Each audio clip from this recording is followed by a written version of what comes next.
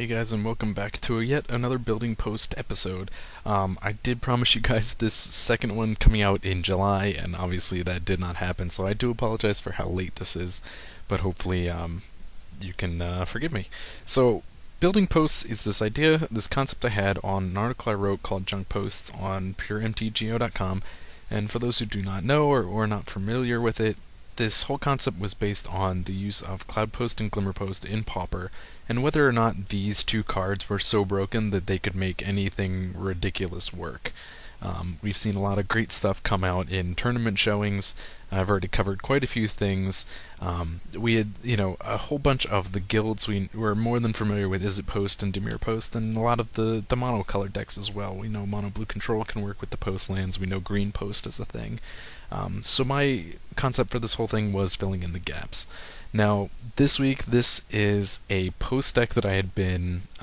I've kind of had this in the back of my mind, and I've been kind of excited for it. It is absolutely going to be ridiculous, and it's going to be a casual one, so we're not going to even bother with building a sideboard for it. But if you want to, feel free. So what I want to do this week is going to be a deck I'm going to either call Colorless Post or Artifact Post. Either way, we've covered, I think at this point in time, we've covered all of the monocolored decks. My last one was the mono black post deck. So I figure what is left, we have covered all of the monocolors, so why not include a non-colored deck? Now, there will be lands that produce colors and stuff like that. Don't get me wrong there, but all of the spells, the non-land spells in this deck will be colorless. They will be artifacts. So let's get to it. Now, of course, we're going to start off. We're going to set our filters, Pauper. This is going to be a little bit easier this time around because of the fact that we are turning off basically all of the colors. So it's going to take me a minute here. Let's click these all off. Now I have some very basic ideas of what I want this to be. Like I said, I've been kind of mulling over this idea. I knew I wanted to put together a colorless post deck, and I'd been kind of playing around with what it could be. So we're going to start out with some of our basics. Actually, search for locus. So as always, I'm going to start off, we're going to throw in our 4 glimmer posts and our 4 cloud posts. Alright, now because this is colorless, I am absolutely going to run a full set of the crushers. Colorless is a great thing. Ulamog's Crusher is one of the strongest creatures that we have available to us in Pauper, if not the strongest, and since you're playing colorless anyways, it seems to me to be a great opportunity to run the Crusher. Now I've also, especially in like these monocolored ones, I've kind of talked about the importance of Prophetic Prism, and you would think, even when you're playing monocolored decks, you would think, okay, I don't need the Prism because I really have no desire to change colors or obtain multiple colors, but actually I found a lot of times that in the monocolored decks, it's even more important, or just at the very least equally important, because of the fact that you have all of this extra colorless mana, and you need some way to turn it into a specific color. In the tournament, the 2-colored like guild decks, the IsItPost, the DemirPost, it works great as a color fixer for things like you get those splashed spells, and you're trying to find yourself the extra color. And so, this works out really great. But when you're running the monocolored, like green and stuff, you still have an opportunity where you may need a double green and only have 1 forest, and yet a lot of colorless mana. Now, this is kind of a side discussion, I guess, because this deck is colorless, but I still want these prisms because they're one of the best ways to draw cards. Now, I have not many options available to me in artifacts for drawing cards. There's a lot of stuff we can do. We can hunt down stuff like Chromatic Sphere, and Chromatic Star, and those are great options, and they're kind of oddball options, though. They're really cheap artifacts that are working as a single cantrip. Prophetic Prism, it's got a cheap cost. We can put it down at 2 and get an early draw, and what it's going to actually enable us to do, I really want to work in when you're playing with so many colorless, I've had this in my mind, what you're going to be doing is bringing in the replicas and bringing in spell bombs, and they're going to be making up for the fact that all we're running is artifacts. So to activate these things, you're going to be basically playing 5 colors. And if you look at it, it's a similar thing to if you play the Affinity deck. your focus is artifacts, but you still need to hit pretty much 4 colors at any time in the affinity deck. This is going to be kind of a similar thing. I want to bring in replicas and I want to bring in prisms. Spell bombs, and I want to use the prisms to find those colors that I need. Playing 5 colors for these different, spells, it means that we're going to need a lot of options to change colors. So the prism's going to work great. It's going to allow us to change colors, and it's also going to give us an opportunity to draw a card. I think drawing cards is going to be very, very important here. Now, the other big thing I am going for here, let's search Golem Token because I don't know the name of it. Okay, that didn't work. There is this other artifact. I'm going for a bit of a token generation here. Let's see if I could. There it is, Golem Foundry. Okay. Golem Foundry, hopefully you can see it big enough over here. Oop, there we go.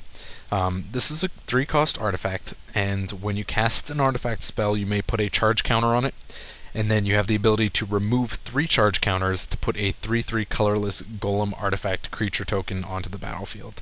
So, because we are running a colorless deck, and all of our creatures and spells are going to be colorless, they're going to be artifacts 9 times out of 10, this is a great card. This is going to be one of our primary win conditions because of the fact that it's going to allow us to generate these tokens.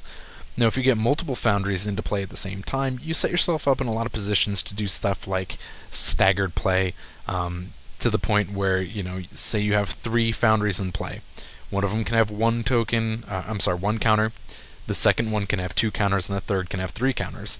And as you play artifacts, they're going to rotate. So, the next time you play an artifact, it goes to 2 to 3 to 4. And basically, you can rotate and constantly put out a golem creature whenever you play an artifact. So it's really great to obtain that kind of thing. But because this is going to be one of our focuses and our win conditions here, we're going to definitely include 4 of those. We're also going to stick to map. We're going to do another staple for most CloudPost decks. We're going to bring in Expedition Map. I'm going to run at least 3. We'll put it to 4 right now, and then I'll edit afterwards. But this I found, it's a very important card when you're looking to get things like the Glimmer Posts in certain matchups. When you really want to dig for that extra mana in a Cloudpost, it works really great there. But another great thing about this is the fact that it is a 1-cost artifact, so it's going to give us an opportunity to come and play this artifact for cheap and get a counter on that Golem Foundry. It's going to be definitely a very important aspect of our game here. So let's see. Let's now search Replica. As I said, a lot of our creature base and, more importantly, our spells are going to be things like replicas and spell bombs. Now, as you can see here, when you search replicas, it brings out this whole list of creatures. And this was a really interesting thing that was produced, in my opinion. These creatures were colorless artifacts. They all come in, as you see, at a 3 cost. Now, they all vary in size, but basically they have a spell ability for their ability. So, take this one, for example. This is one of the ones I'm definitely going for. It's one of my favorites, the Moriok Replica. What this is, it's a 2/2 for 3. That's okay, that's pretty good. But this ability, pay 1 and a black, sacrifice the replica, and draw 2 cards and lose 2 life. What that ability is, that is the same thing as Knight's Whisper. So these creatures are basically a spell on a creature body. If you look here at the Elf Replica, it's going to be sacrifice, destroy target enchantment. It's not quite a naturalized, but you get the concept. These are working as spells for, a cost on these creatures. So you can sacrifice these creatures for the cost and get the ability. Let's throw 4 of these in. Now, I'm going with the replica here, the Moriok Replica, because first off, the balance of power to cost is pretty efficient. 3 for a 2/2 is not unheard of. If you look at the rest of them, you get a lot of 3 for 2/2s here. Some of them are more defensive. Soldier Replica is a 1/3. This Moriok Replica is a 1/4. You get a couple that are a little more aggressive. They finally get that 3 attack, but in exchange they only have 1 toughness. So coming in at a 2/2 I think is a very balanced, it's a good range for that creature to be in. More importantly, I am a slave to card draw, so being able to have that ability is great. I've admitted several hundred times that I am a fan of black magic. I love the idea of paying life to draw cards. That's just a natural thing to me as a Magic player. So we're definitely going to look at those. I think we can also get some. If you compare these two, the Sylvok replica versus the Elf replica, the Elf one is a 2/2, which is great. This guy's only at a 1/3, so he's not going to really be an aggressive thing. But what you lose here is this one is only destroy target enchantment, while the Sylvok replica, the newer one that was printed, gives you an opportunity to destroy artifacts or enchantments. It's basically going to be a naturalize for 1 green. I like to run this thing, we are playing casual, so I do want to put these in here, but I don't think I want to go overboard on these because of the fact that it's not something that is necessary. If I'm running any kind of artifact and enchantment removal, I usually run a 3 of that.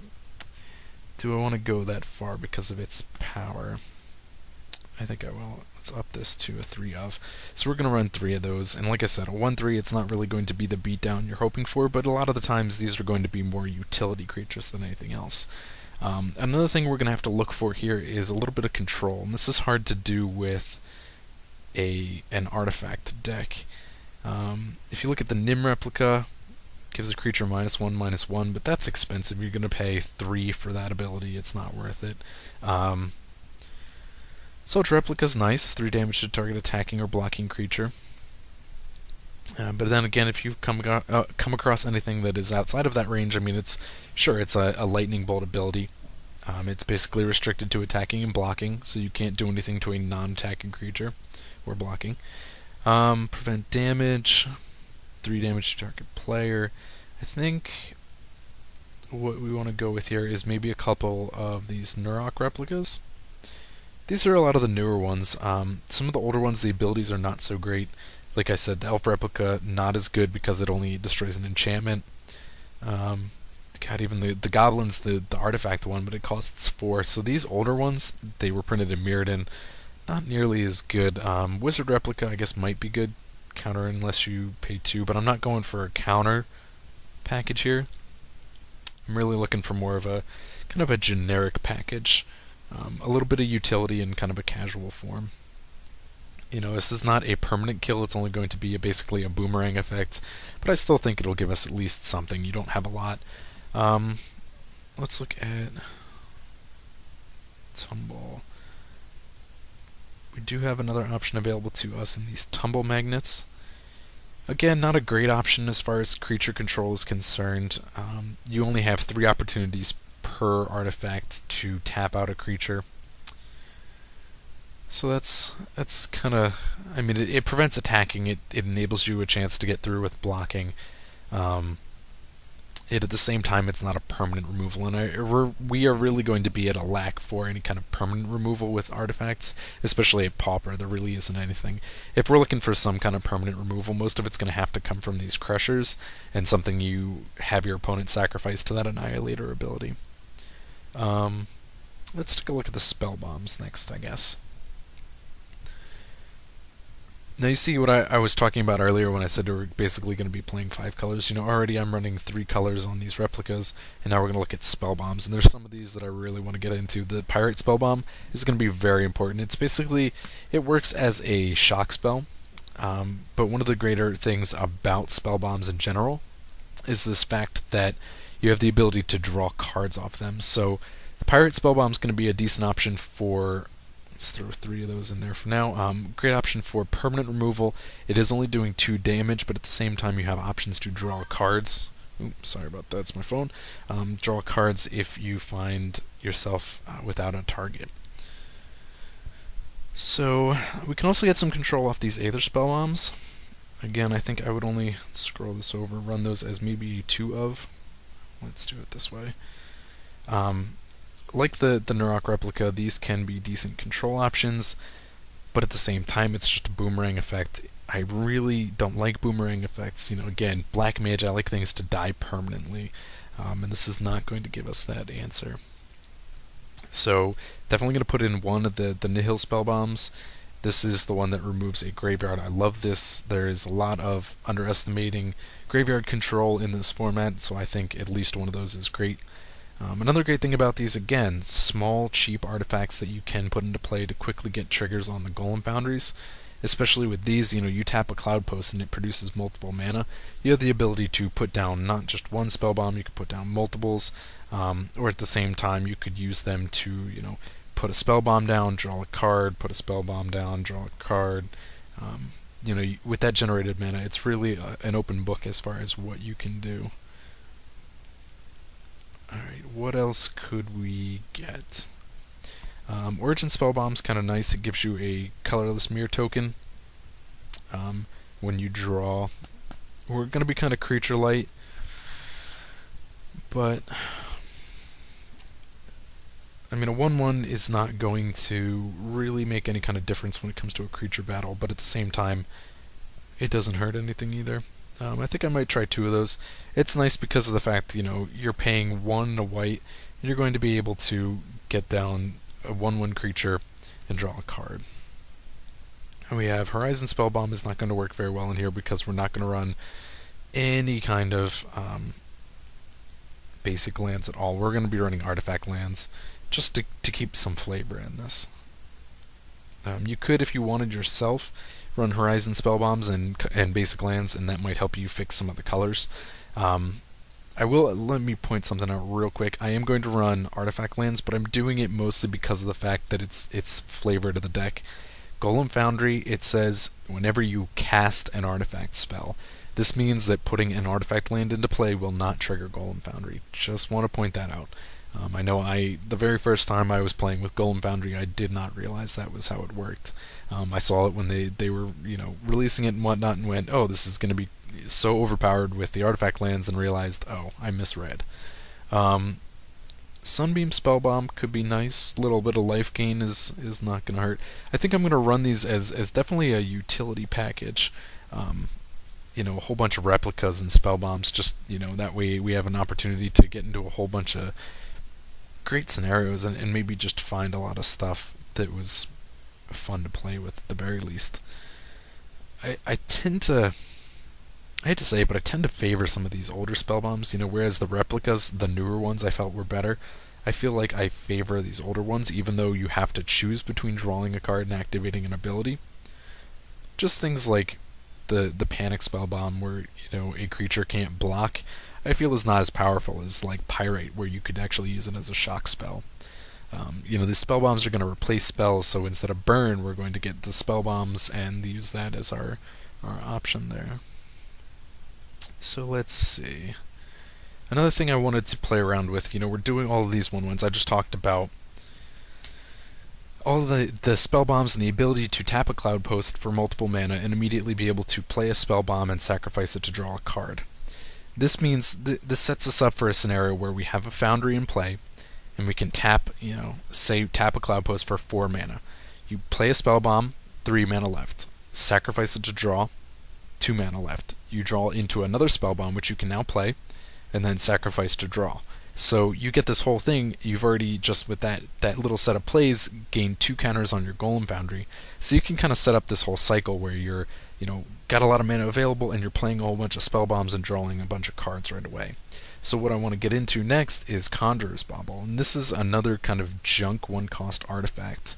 I'm only going to go with 3 because I only have 3 in my collection, but this is another junk artifact, and I think anyways I would not up the count to 4. But sacrifice this, put target card from your graveyard on the bottom of your library and draw a card. Now this gives you an opportunity to recycle some of these spell bombs. It's not great, but it kind of helps you out for the series when you're, getting your deck low. You can kind of rebuild it a little bit. You're drawing a lot of cards in this. I really want it to be a focus of the deck to draw cards and get them into play really fast, for cheap. So getting these baubles is a lot of fun. I've had fun in other casual decks with them. You can use it to play it for 1 and get back these spell bombs that you've already sacrificed. It gives you extra uses basically for those. And I know they go to the bottom right away, but you have some options for shuffling the deck and whatnot, and it'll be fine. The more important part of it is drawing a card and kind of recycling things. I also like to use a bauble to return a bauble. I've had games where you get all 3 or 2 in the graveyard, you play 1, and then you can start doing all kinds of fun stuff. I like to recycle them and have, one in the graveyard, so I have an option always for the Conjurer's Bauble to return it. I don't know, maybe it's just me. There's a whole bunch of little fun cards that I like playing around with that others may not find as entertaining. But I am going to go with that. So, what else do we want here? We're getting a little closer to 60. We haven't even gotten to our lands yet. But keeping with the card draw, I do want to put in Wellsprings. Ichor Wellspring is a card that I love. I'm so glad they printed it. We're clearly going to have to cut this back, but this is the card. It's a 2-cost artifact, and when it comes into play, you draw a card, and when it leaves play, you draw a card. So we need to find ourselves an engine now for getting rid of this, so I'm going to search for Sacrificed Target Artifact. I think that will find me. Or maybe I should search for Sacrifice an Artifact. Sacrifice an Artifact. And this is what I do a lot when I'm building decks, is looking for stuff like this. Alright. So we have two options here. The Rusted Slasher. It's a 4/1 for 4, and sacrificing an artifact regenerates it. We can go for a classic, the Thermal Navigator. Just a 2/2 for 3 and gives you flying. Now flying is actually something that's a little more favorable. And I obviously will be going with these. Flying is something that you actually could use a lot versus things like Delver, which do show up from time to time in the casual room. It gives you a lot of options to block fairies, to stop other flyers, and it gives us that outlet to get the Wellsprings down. Let's cut it down because we're going to run 3 of those, but I don't want too many Wellsprings going on here. Alright, let's think. We've got replicas in. We've got a whole bunch of spell bombs available to us. We really need to get to adding lands. I'm not quite sure how many I'm going to add just yet. Let's start out, we'll search Artifact Land. We'll start out by adding 2 of each. Let's go to my cards here to kind of get rid of... I'm going to be that guy. I'm going to sort it so I can have them match. Alright, I'm going to start out, I'm going to add 2 of each. This will give me a nice base, and then I can work off of... it puts me at 18 land. I can up the count for a couple, go to maybe 20, and just take a look at the spell bombs I have, and the replicas I have, and what colors might be more important to me. Let's see, I'm running a spell bomb and a replica for black, so maybe I'll add a 3rd Vault of Whispers. I'm running I have replicas in green, I have spell bombs in blue.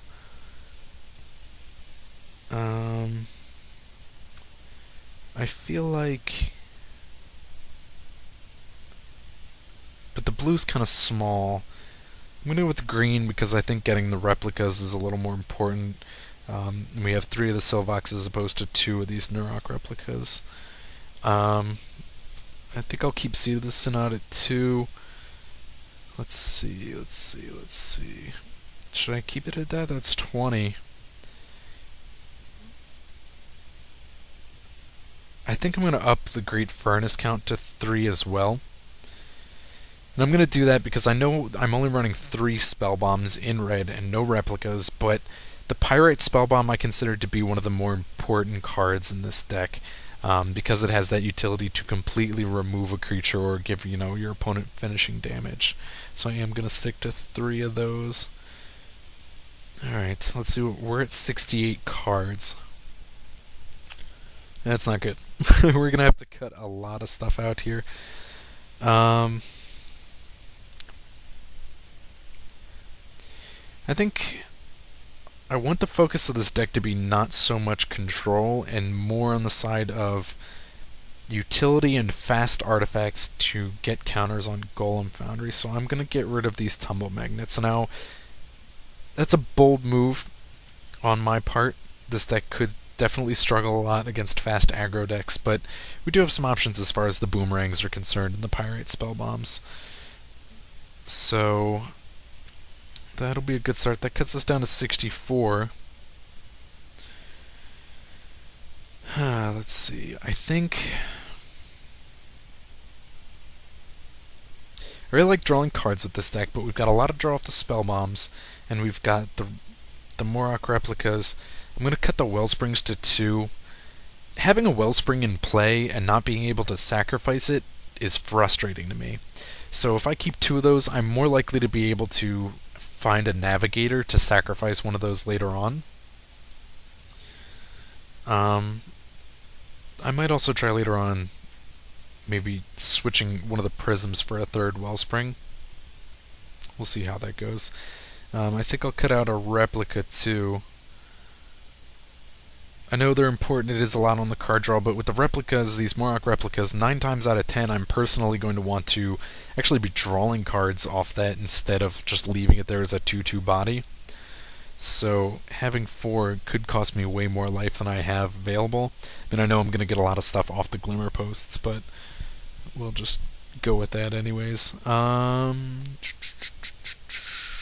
cards. What can I cut?